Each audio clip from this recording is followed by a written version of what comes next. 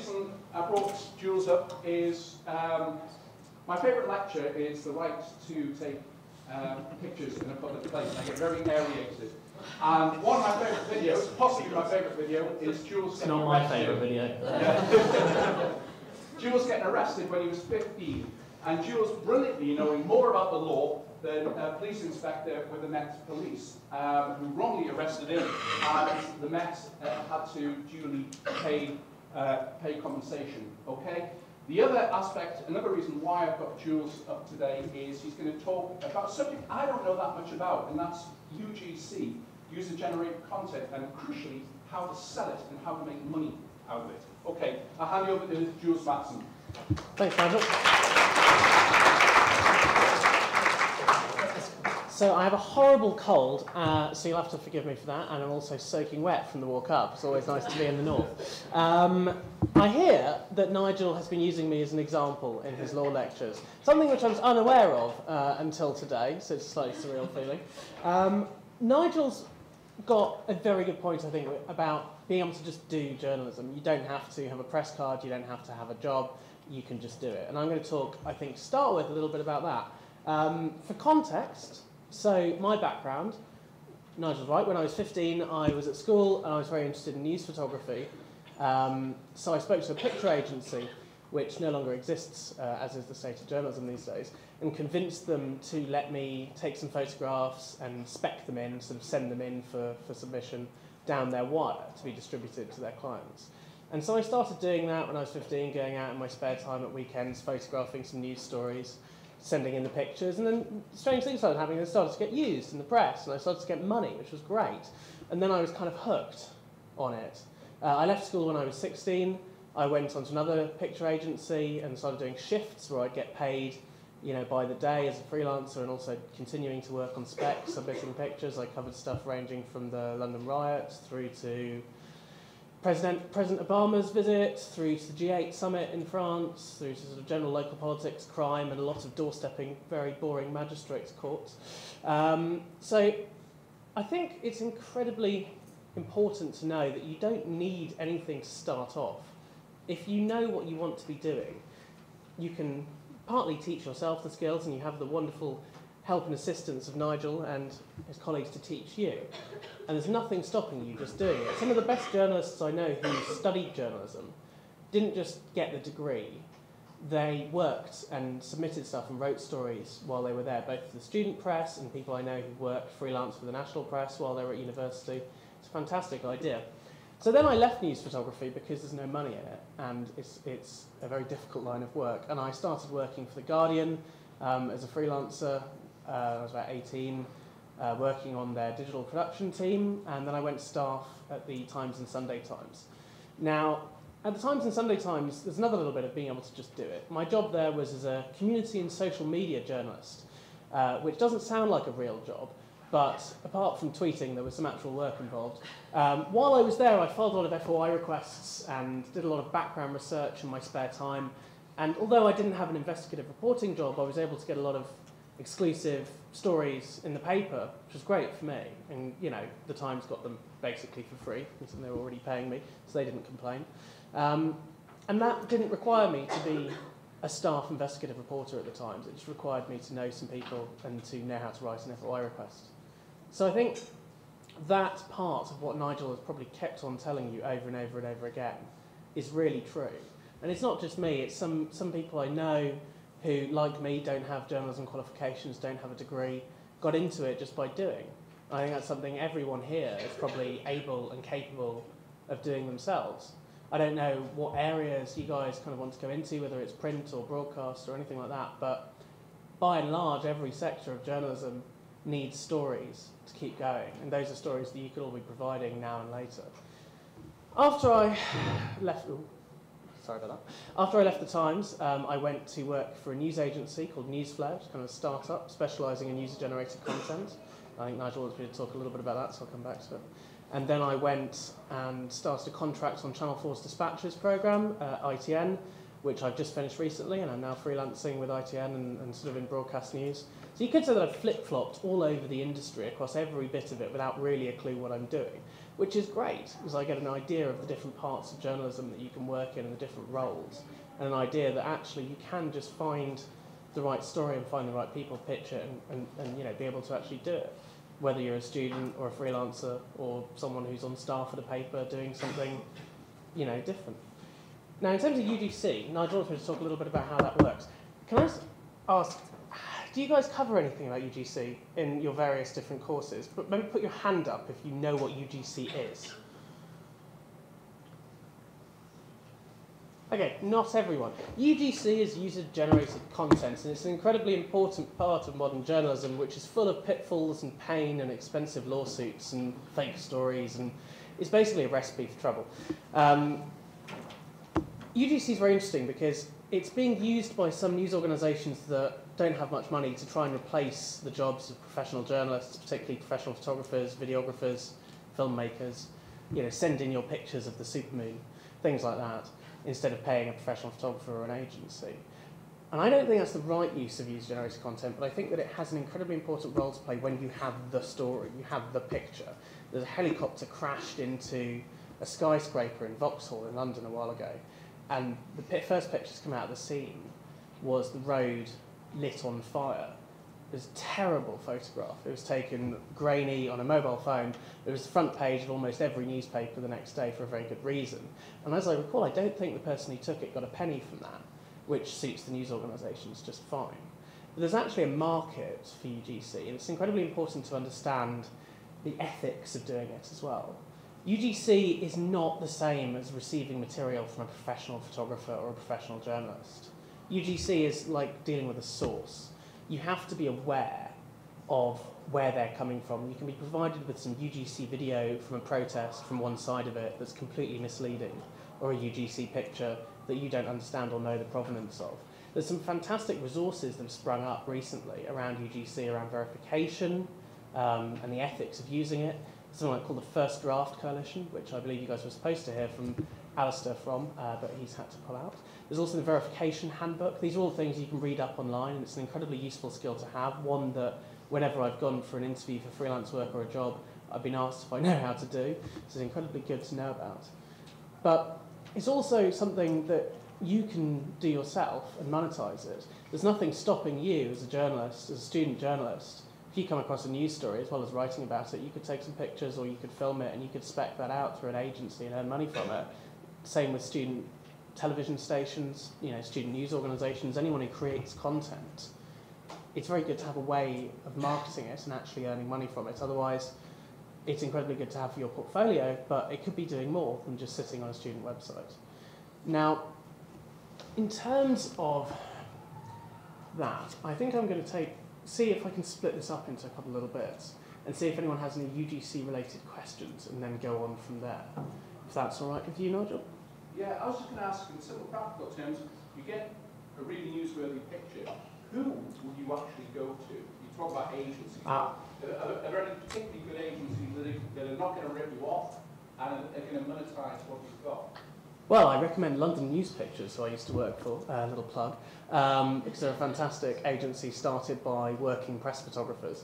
And I don't know, I've used the term on spec a few times. Could you stick your hand up if you know what on spec actually means? Or am I talking complete nonsense? Okay, when you do something on spec, you're doing it without commission, you're just sending it in. Now, you can do something on spec for a specific organisation. You can write a story, go, this is perfect for The Guardian, I'm just going to do it, I'm going to send it to a commissioning editor, hopefully they'll publish it. But you can spec stuff through an agency, and all that means is they take a cut of the money, sometimes a cut that's far too large, in return for distributing it and placing it in publications. So if you're working on spec with pictures and video, you can either do it yourself, you can send it directly or call around the picture desks, which is kind of the old-fashioned method, or you can sacrifice usually around 40 or 50% of the money by putting it through an agency that's going to put it in front of a lot more people.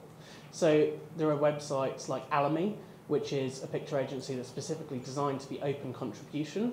So anyone can create an account on Alamy and upload pictures and get them paid for and licensed, and they go in the same place as the professional ones. And they run a service called Alamy Live News, which you can submit to if it's a more newsworthy piece of material. Obviously, there's Newsflare, who I worked for. If you have video, they'll do a split with you on the licensing fees, and they'll syndicate it to all the national and international organisations. And if it's just an eyewitness account, then there's money to be made in phoners and interview fees and things like that. When I was covering the London riots, I was on spec, I wasn't on shift, so I was able to make the money from all the uses. But also when I was there, I did some phoner interviews for American news networks who were desperate to know what was going on because they're obsessed with rioting. No, I've noticed they don't really care about anything else that happens in Britain, but they were really into the riot. So I did some phoners with them, just saying, this is a British journalist on the phone in Tottenham, shit's on fire around him. Sorry, I forgot I'm in live stream. Stuff's on fire around him. This is what's going on, and that pays hundreds and hundreds and hundreds of pounds just to give that account of events. Now, British news organisations don't pay for phoners so much, but it's worth bearing in mind if you ever find yourself in a unique situation with access. So there's lots of different ways you can take user-generated content and also take content that you've created yourselves as training journalists and monetize it and get it out there with your byline on it and get it in the national press. I think it's worth doing.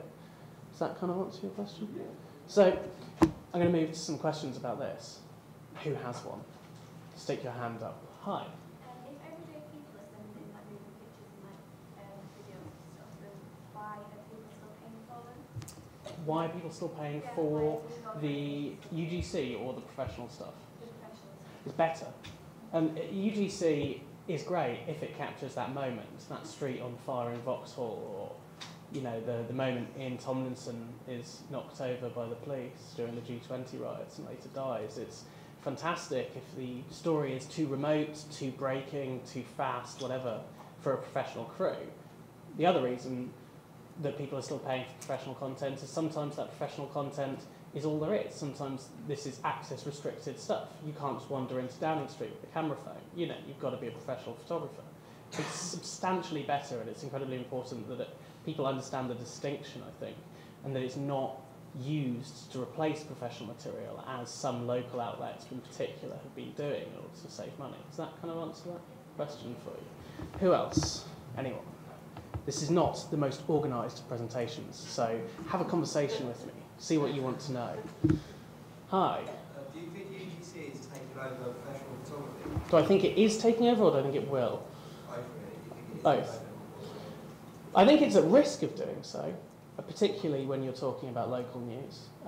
It's not just UGC, it's reporters with camera phones, and as much as I would suggest that you should learn and know how to take good pictures and that you should definitely do it, I don't think a reporter with a camera phone really is likely to replace the quality of a professional photographer. So I think when you're talking about budgets, it's definitely at risk of replacing professional photography. But I don't think it will. And I think that when you look at the success of organisations that spend a lot of money on pictures, there's an interesting lesson there. People like the Mail Online, they spend an absolute fortune on photography. Every single story on the Mail Online has 5 or 6 pictures. It has video, it has everything else. All of this stuff costs them loads of money, but it brings in readers. There's two kind of types of picture agency. There's picture agencies that everyone has already paid for in terms of subscription. So in the eyes of the news desk, the pictures are essentially free. And that's places like the Press Association, AP, Getty, Reuters, AFP. Those are the pictures that you'll see on a lot of news websites because they've already paid for it as part of their general budget, so for them it's free to use. If you look at the little bylines on the bottom right corner of pictures on the Mail Online, you're much more likely to see freelancers, London News Pictures, smaller agencies, where they've had to shell out a few £100 a pop for that picture, and they've done it 6 or 7 times per article. That gets very expensive very quickly, but it's paid off for them hugely in terms of the web traffic that they get from it. So I think there's an argument both ways, but I hope it doesn't replace professional photography, and I don't think it will, but you never know. Does that kind of answer it for you? Cool. Who's next? Hi. With UGC, if one of your journalists is off duty but happens to be in a location where a news story breaks and then captured in the news, is that still classed as UGC, or is it classed as professional? I wouldn't call it UGC, but it depends on their job and their skill set. So that's the same as a reporter with a camera phone to me, which is you can trust it, but it might not be of the highest quality. unless, of course, it's a professional photographer. And I'll tell you one thing news desks really hate from experience is when journalists witness breaking news. This is a small rant. When journalists witness a massive breaking news story and then tweet about it before calling the desk. Don't do that. Don't give permission to every rival for your pictures on Twitter before you bother to tell your news editor. Rant over. It can be an incredibly useful thing if you have a journalist on the scene, no matter what their skill set is, and the pictures and video can be worth their weight in gold, particularly if it's exclusive.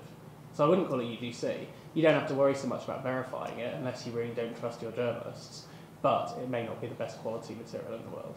Does that make sense? Who else, while we're talking about UGC? Oh, yeah.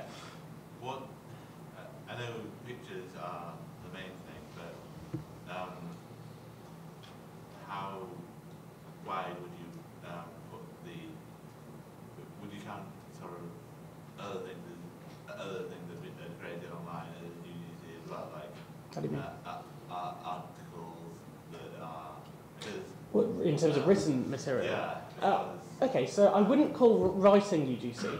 There's the term citizen journalism, which gets thrown around a lot, which I don't like that term that much, but you know, it's under substantial debate all the time. If someone's written a blog or a tweet, that's a witness account if it's something they've seen. Unless, of course, it's just like most blogs, it's their not very well-informed opinion about something. That's not especially helpful to anyone. But if it's something they've written, I've seen this, there's a tweet, shit, a car just blew up outside my house. You know, that is a lead for you to find a source who witnessed a story. I wouldn't call it UGC as such. And if it's someone who's written an article off their own back, but not for a news organisation, then I would call that citizen journalism if I had to pick a term. But it very much depends on the content. And you've also got to be aware, the same with UGC, you've got to be aware about sources and witnesses lying to you. I remember, was it the Times? I was on the Times when there was a building collapse in Holborn, in central London, which collapsed onto a car. It was quite a massive, serious story. And there was a guy who tweeted about witnessing it, and I got him on the phone, and I spoke to him at some length before realising that he didn't quite check out, much to the annoyance of my news editor who wants to get the paper out with his quotes, and I was saying, no, give me a little bit more time, give me a little bit more time. And it turned out he was a hoaxer. He just made it up. And there are people online on social media who will lie to you through their teeth without batting an eyelid. Don't ask me why, I'm not an expert in human psychology, but people are weird. So you've got to be careful with that. And I don't think that's any different to journalists talking to people who are crowded around a piece of police tape. When I was working as a photographer, I went out to cover a hostage situation at Watford. Never go to Watford. And sorry if anyone's from Watford. Someone from Watford here? Sorry, I knew that would happen.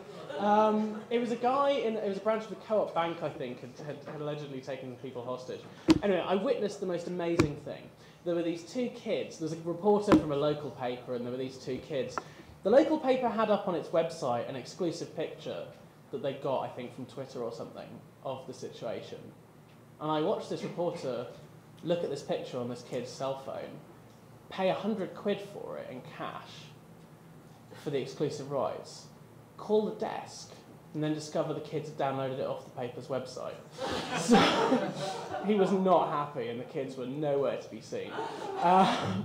So, you know, I don't think that's exclusively a problem with social media. I think that's something that happens everywhere. But I've realised I've gone on sort of a tangent from your question now. Does that, you look like you have a follow-up question. Sorry, No. A more follow-up example. Okay. The thing is, I once had an instance where I wrote an article online for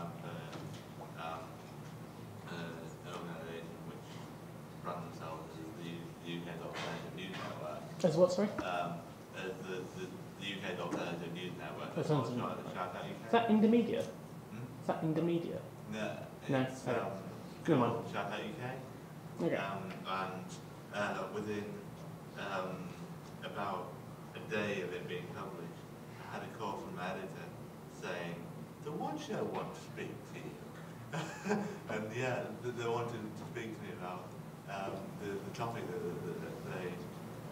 I'd written on, because they somehow thought out an expert on it. Well, even if you write, I mean, I mock opinion writing slightly, but talking about a personal experience or something that you've been through or done online is something that will potentially attract the interest of journalists. It's a great way to find case studies.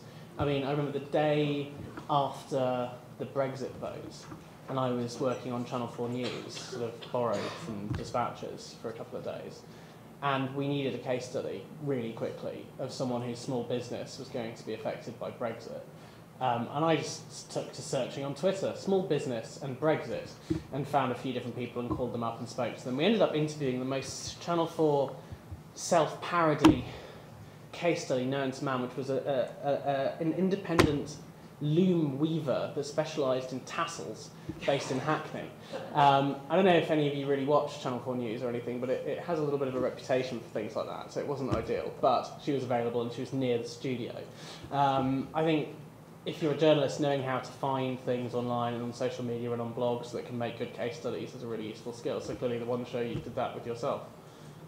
Yeah, they never used it. No? Ah, that also happens. I've had to explain to a lot of people why after taking days and days and days and days of their time, nothing's ever made. It's a unique skill set, which you'll all learn eventually. Any other questions spring to mind? It doesn't have to be about UGC stuff. I think I've just sort of accidentally just moved on to questions now, unless you think I should talk about something else. Jules, I was going to ask, we were talking earlier about the difference in terms of copyright when it comes to embedding links to... Oh yeah, Nigel and I had a fun chat in the pouring rain on the way up from the station about this. Copyright is an incredibly important thing for you all to understand because it can involve, if you get it wrong, some very expensive bills and some very annoyed lawyers.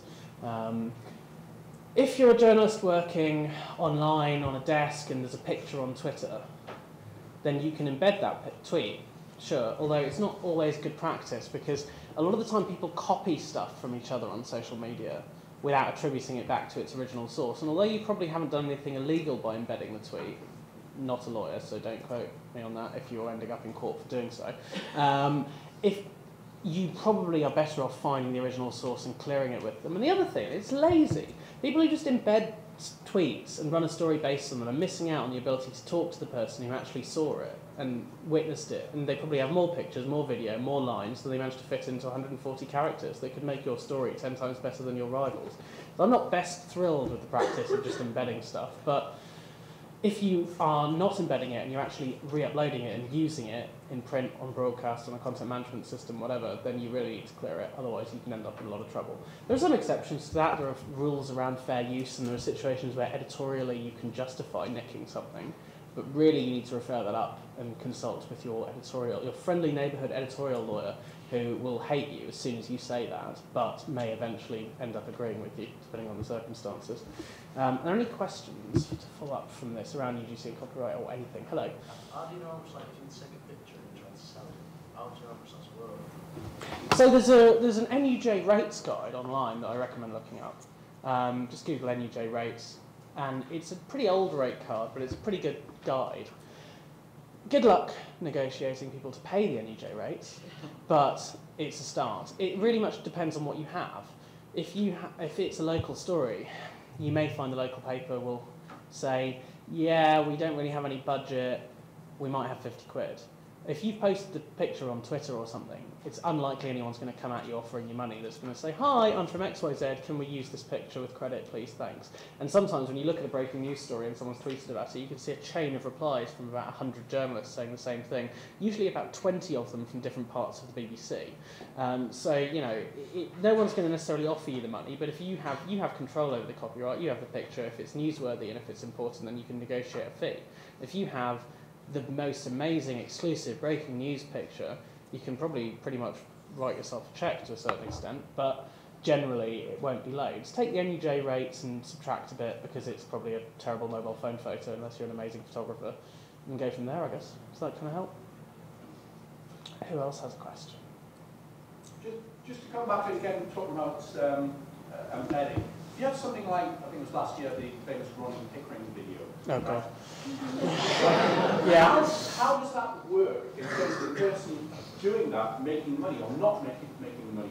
Because presumably most of the papers just simply embedded a link Yeah. to the YouTube video. So the person themselves would make no money out of it, but similarly they wouldn't break copyright law.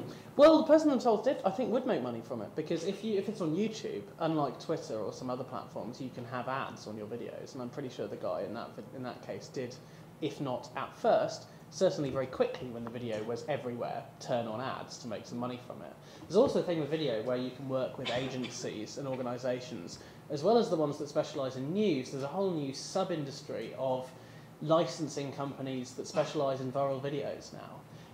Newsflare had kind of two arms when I was there. I worked on news, but there were also people who dealt with viral videos and stories and licensing those, and there were a number of rival organisations as well. People like Storiful who deal with news and viral stuff as well. If you have a video that ends up going massively viral and everywhere, it's not unlikely that you'll be contacted by an agency that specialises in that kind of thing, and I'm pretty sure that's the case with the Ronnie Pickering one. I think it might have ended up with an organisation called Jukin. I will check while I'm talking. But there's a really interesting industry that's popped up. Because I just Google. Yeah, if you ever watch the IT Crowd, then that apparently is how you break the internet.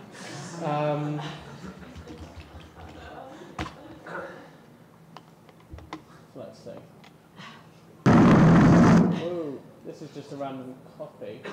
See, talking about copies, this guy's just uploaded this. Please note, my only involvement in this video is as follows. Blah, blah, blah, blah, blah. I did nothing. There's a frequent thing on YouTube where people put no copyright infringement intended in the YouTube video description, as if this is some sort of magical set of words that will stop them ending up in court. And in fact, I'll show you a really interesting case, not to make this too much like a lecture, but about copyright in UGC. It was a guy called Daniel Morel who won, was it 8 million or 2 million or million was it? He won $1.22 million jury verdict against Getty Images, because what had happened is he was a professional local photojournalist in Haiti. This is one of his pictures. And he uploaded some pictures online from the aftermath of the earthquake, and then someone stole them and put them on Twitter. And then AFP Getty contacted this person on Twitter going, "Hi, can we use these pictures?" They said, "Yeah, sure." So they did, without bothering to ask him if he took them or not. They ended up on the wire, so the AFP Getty supply almost everyone in the world, so they ended up almost everywhere in the world. He went to court, and it ended up costing them, a lot of money, and $45? God, yeah, they didn't even sell them for very much. So you've got to be really careful with this, especially if you're syndicating pictures or video, as in you work for an organisation that then sells content onto others. That can be a local news channel who syndicate their content onto national networks, or it can be an agency, it can be a local paper that syndicates stuff. A lot of local newspapers sell their content because not enough people buy the paper. So in terms of that video, Ronnie Pickering and other viral videos, you can embed it, and if you're the person who took it and you have ads turned on the video, then you'll probably make some money from it.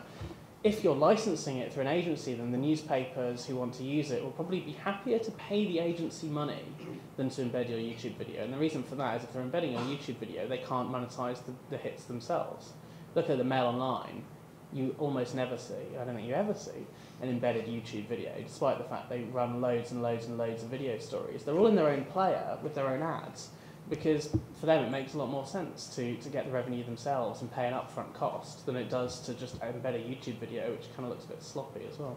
Does that help with your question, Nigel? Who else has a question? Come on, there must be someone. Hi. You know when you got arrested? Oh God, yeah. Right, I haven't touched on that, you're right. I've kind of gone off on a little bit of a tangent about UGC. Go on. Weren't you worried that you got your law wrong because you were so young? No, because I was an arrogant little something. I was familiar with the law, and there's a reason I was familiar with the law.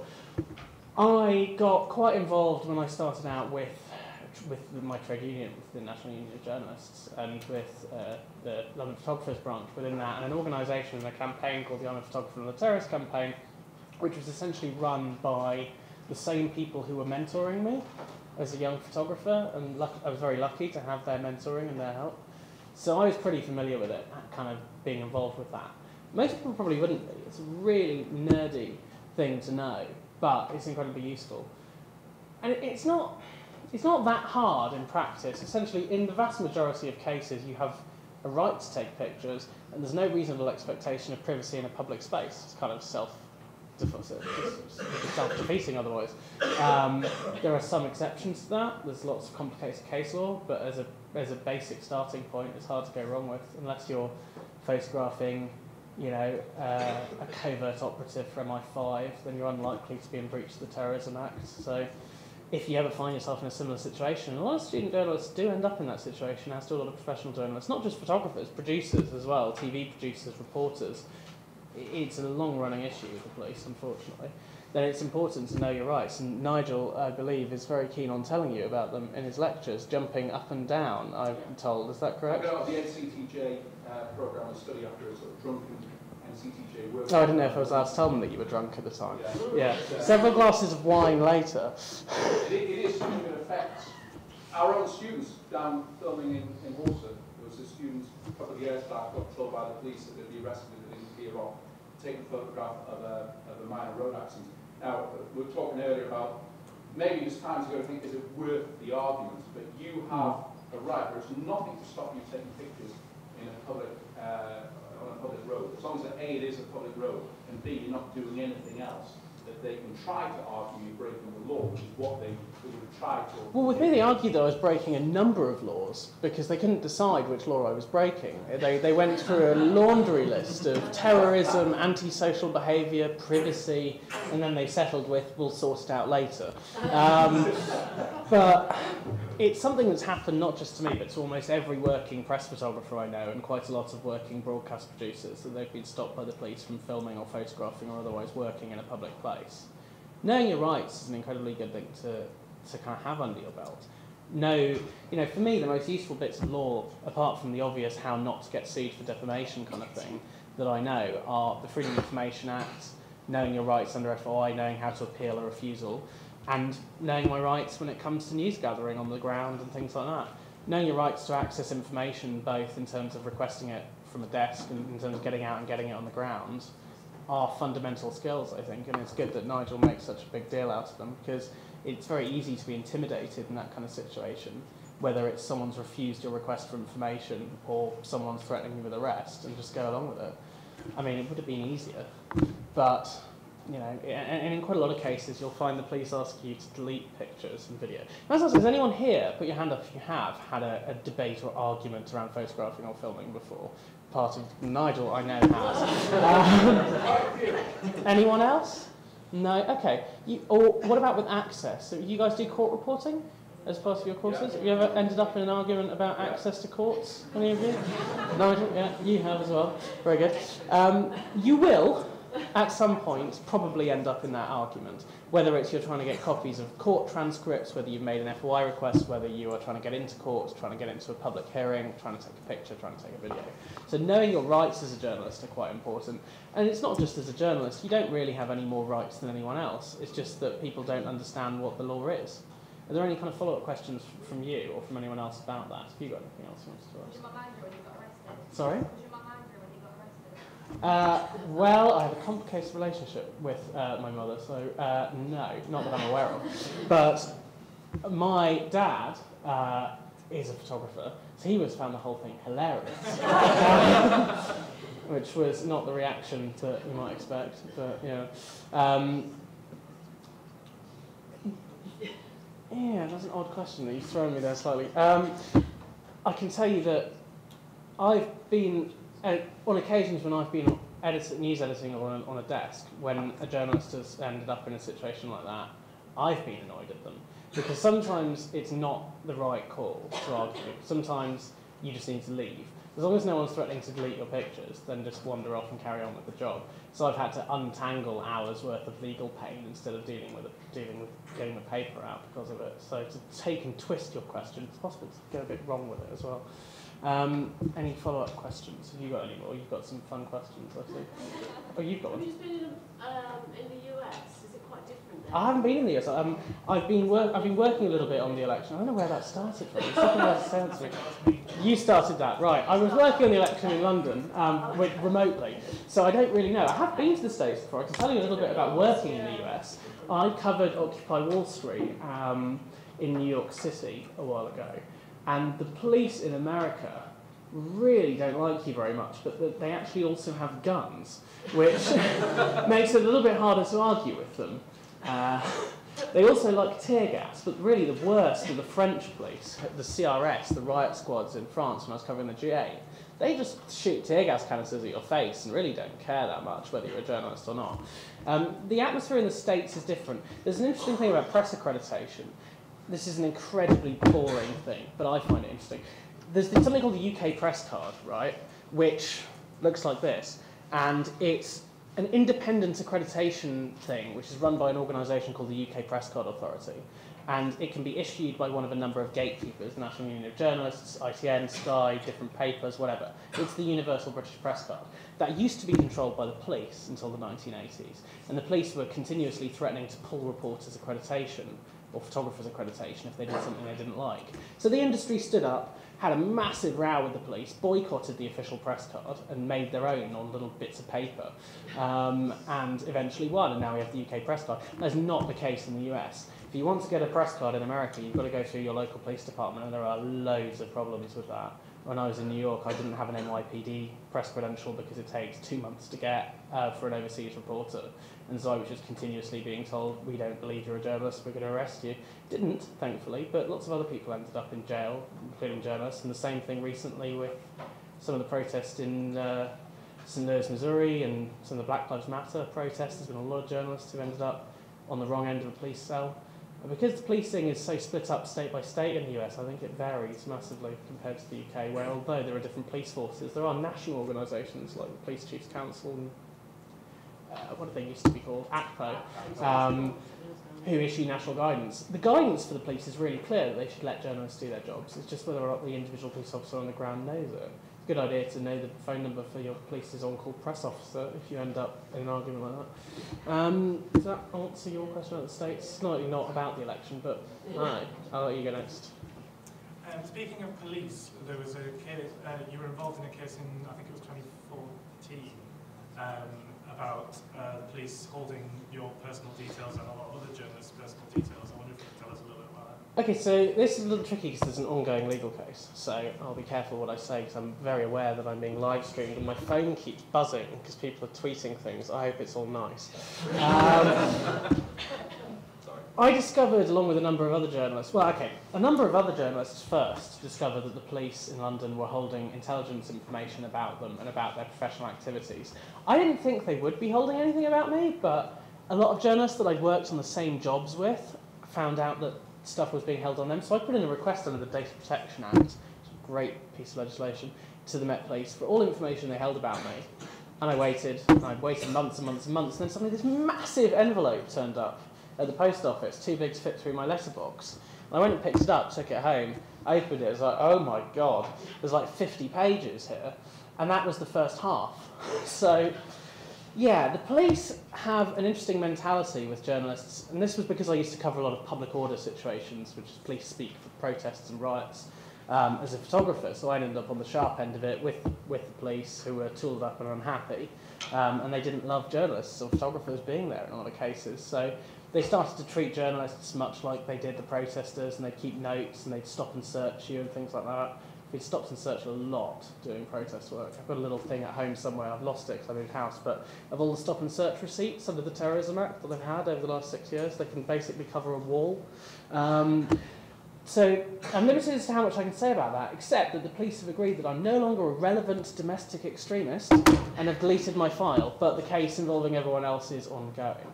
And they did the same thing to a protester by the name of John Catt in a case that concluded recently, who was a pensioner in Brighton who was a war veteran who went out and sketched anti-war protests, and he got put on the domestic extremism database as well.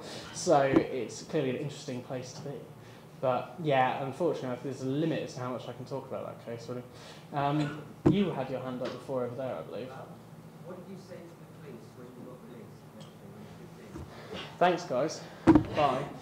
Pretty much. I was de-arrested on the scene, so I was never, when I was arrested, I was de-arrested on the scene, so I was never taken to a police station.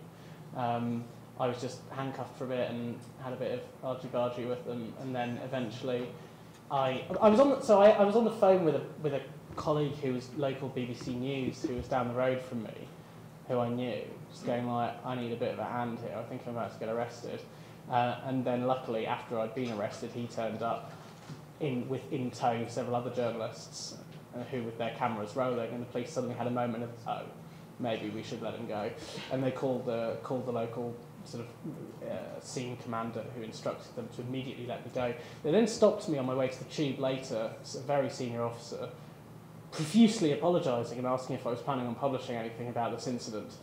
So, yeah, interesting attempt at damage control.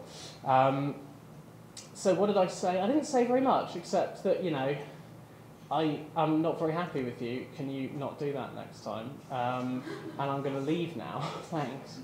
So not the most insightful thing to say to them in the world, but I was a little stressed out at that moment in time, to be honest. And I had pictures to file as well. So the picture editor at the agency I was speccing stuff through on the day was not keen on waiting around too long. Does that answer your question in a very unexciting way? Any other questions? I'm kind of doing this in a sort of part ramble, part question and answer format that's a bit mixed up. So to ask me a question about any bit of it that you like. Come on, I'm going to start picking on random people if no one asks a question. Jules, I was going to pick up on some very good advice. If you watch the video where Jules is Please arrested, don't. he actually says to the police officer, are you aware of the police guidelines? And even if you can't read the police guidelines off, you know, word for word, it's a good thing to basically say to them, because they need to think of our guidelines. And they come from what was ACPO, now NPCC, and it's supposed to filter through to officers on the front line, but sadly quite often doesn't. Yeah, the guidelines are really clear, so is the law. Like, so if someone distressed or bereaved asks the police to stop the media recording them, the request can be passed on but not enforced. You know, press photographers and media, you know, etc., have the right to record in public places. Freedom to photograph and film. Members of the public and the media do not need a permit to film or photograph in public places, and police have no powers to stop them filming or photographing incidents or police personnel.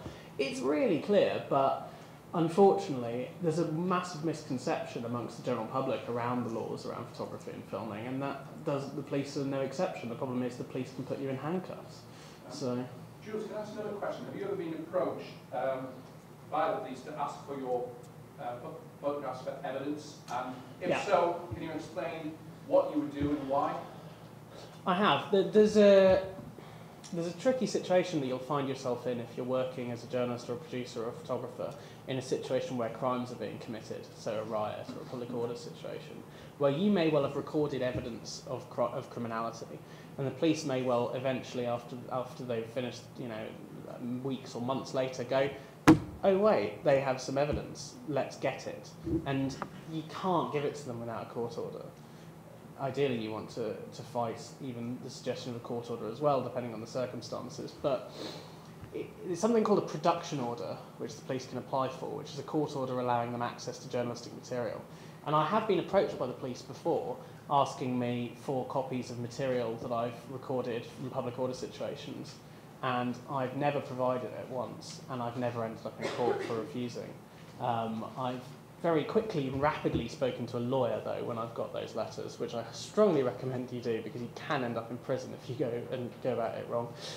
There was a case with something called Dale Farm, which was a traveller site in Essex, which was evicted, where several journalists, including lots of colleagues of mine, ended up getting a production order from Essex Police, ordering them to hand over everything they'd shot that day, which was massively, massively bad, obviously. And the police held the courts held the hearing in Chelmsford Magistrates Court, and the local judge did not like the press very much, I don't think, and didn't really, to me, seem to get the case. So he just went, sure, of course you guys can have it, it's evidence.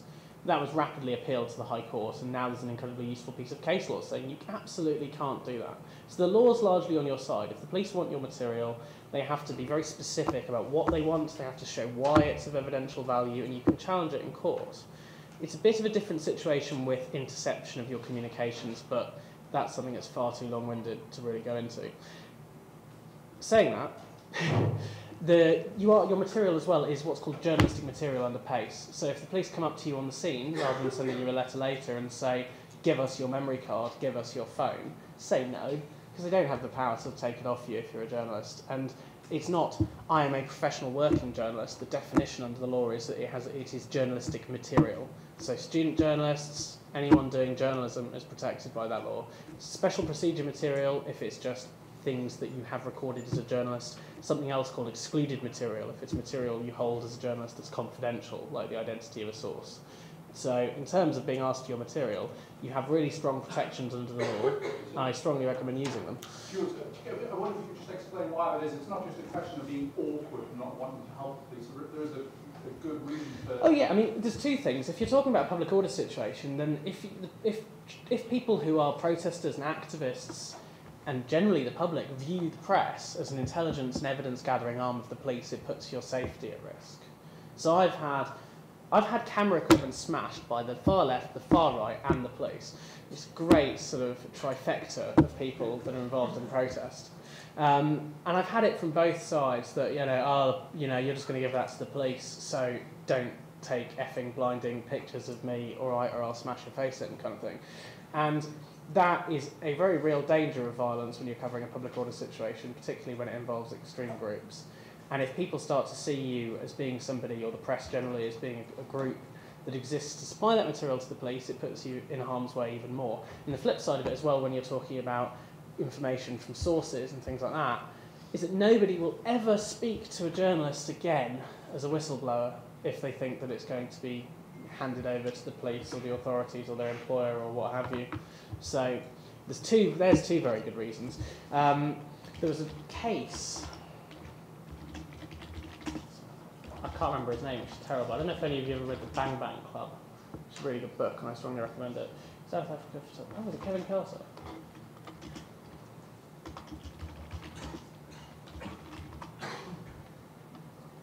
I'm just going to take questions while I Google this. Has anyone got one? Sorry.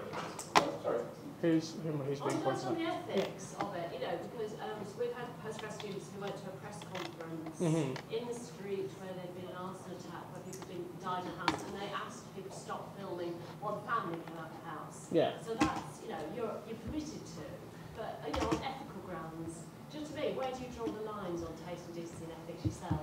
I think by and large it depends on what job you're doing. I think as well as it not being the job of the police to censor you, you've got to be careful about censoring yourself if you're working in the field, because that's the job of your editor. And if you're a photographer or a television cameraman or a producer, you've got to be careful, because obviously you don't want to just be outright a terrible human being.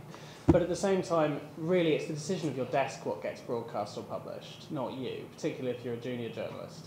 So you probably want to err on the side of caution in terms of capturing everything and leaving it up to someone more senior. But, you've got to go with your gut and go with your human judgment. And it's the same thing that applies with situations about journalistic intervention, where you're a journalist or a photographer, you're covering something, someone gets hurt. Do you stand there and film them, or do you help them? Are you going to affect the situation? You're supposed to be an impartial and detached observer. You've got to make your own call about where the line is for you. I've done it. I've been in situations where somebody has been hit in the head with a glass bottle in front of me. I've done both actually. I've photographed, the situation and then leant down and put a field dressing on their head and called over for the police to give us a hand. So you've got to make your own calls in those kind of situations.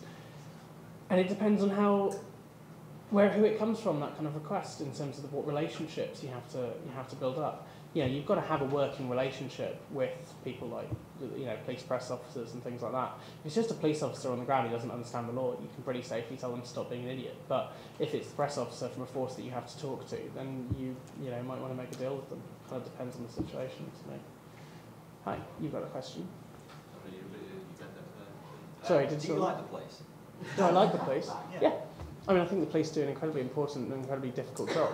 I'm a journalist who has covered crime and policing, and it kind of depends. I don't really have a view on individual stories that I've worked on, but I have no animosity towards them. And the police as an institution have issues, same with any large institution that has the kind of power they have.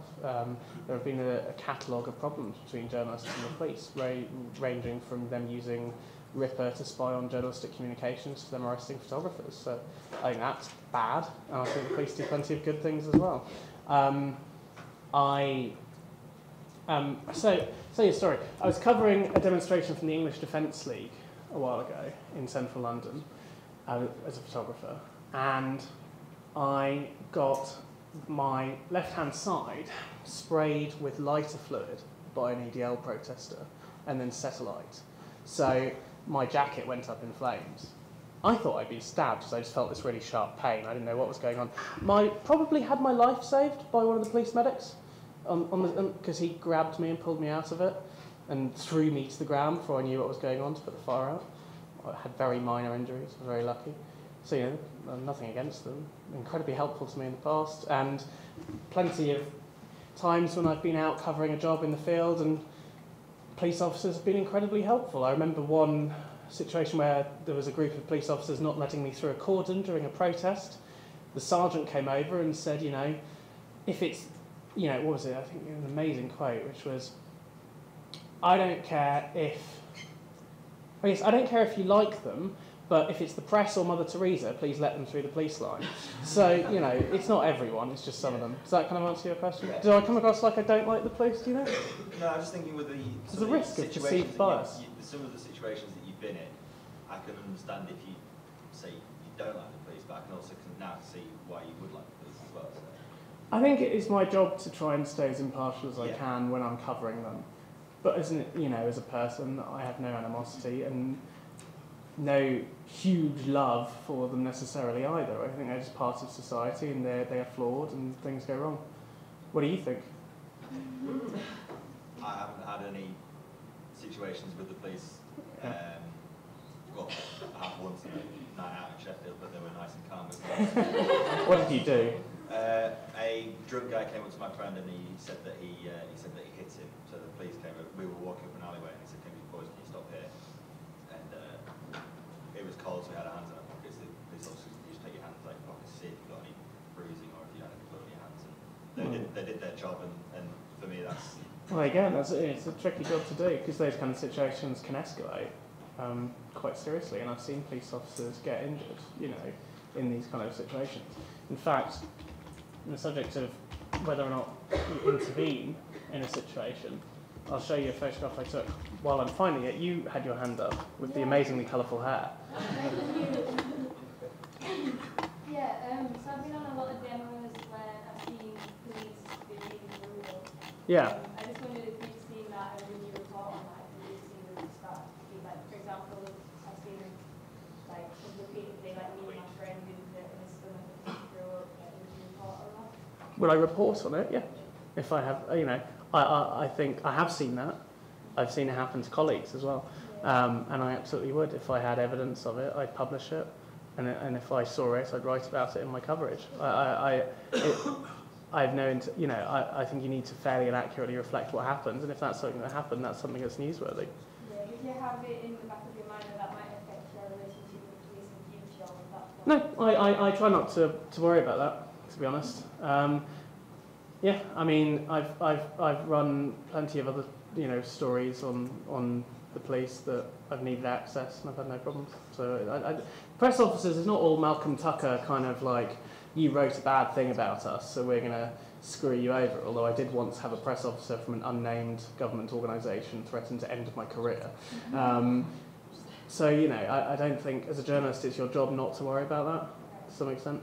I'm going to come to this picture quickly, it's just what I was saying with you as well, and perhaps the other flip side of this as well. This was a trade union demonstration in London in 2011, and this guy, this police officer, the sergeant, got separated from his serial, as they call them, of tooled up cops, and cornered by these masked anarchist demonstrators and kicked pretty much the proverbial out of a bit.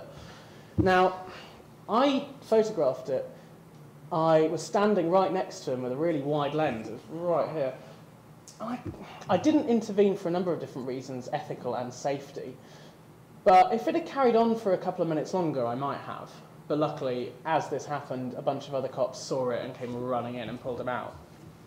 So the police do a very difficult job. And as much as there are situations where there's a protester getting beaten up by the cops, there's situations where there's a cop being beaten up by a protester, no one's hands are clean in this world, I don't think, in this kind of situation.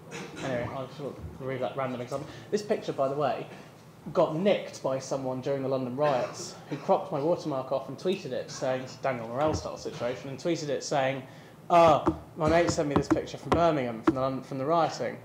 And before I knew anything, because I was out in the middle of the actual riots taking pictures, it was all over the press as being taken in the riots in Birmingham, which was absolutely not what had happened. I was very unhappy about that. So you've got to be careful with UGC.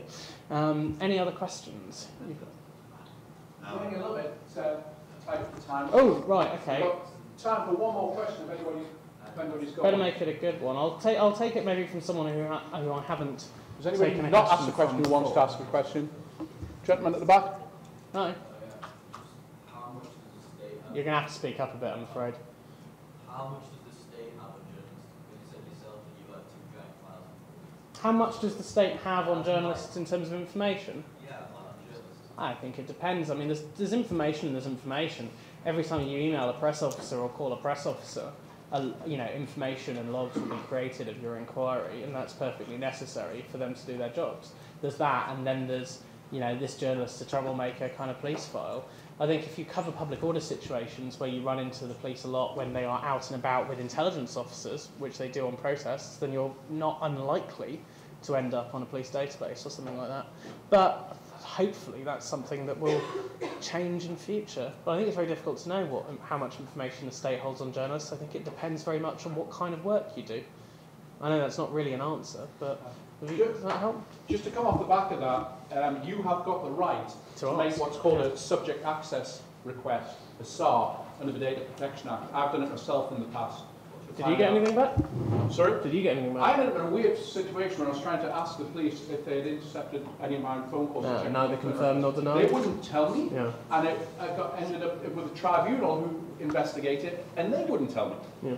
So it's weird. It's a if it's very interception. weird Kafka-esque situation. Okay, sadly we're running out of time. I don't think Jules is rushing away. No, I've got a little bit of time So, if anyone has any other questions afterwards. So if anyone wants to have a And I hope chat that's with them, been and of also some have help. a closer look at some of the brilliant pictures. But other than that, really, all I want to do is just thank Jules very much for coming up and running.